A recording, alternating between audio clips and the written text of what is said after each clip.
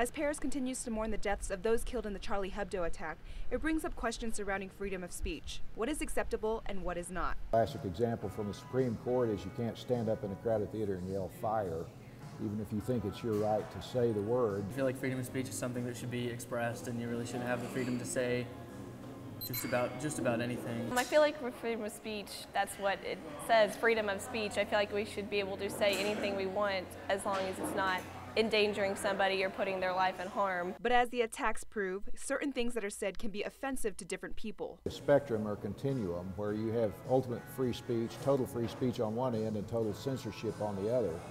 And so everybody draws the line somewhere. And the question is really, where do you draw the line? My opinion of what's offensive is very different from what your opinion of offensive is, and so it's hard there. I feel like there is no right or wrong answer for that. Now, religion becomes a main issue in the discussion of freedom of speech. What's acceptable when it comes to religion? There should be a certain level of respect given to all the different beliefs throughout the world, but as far as freedom of speech goes, I don't necessarily believe that they cross the line.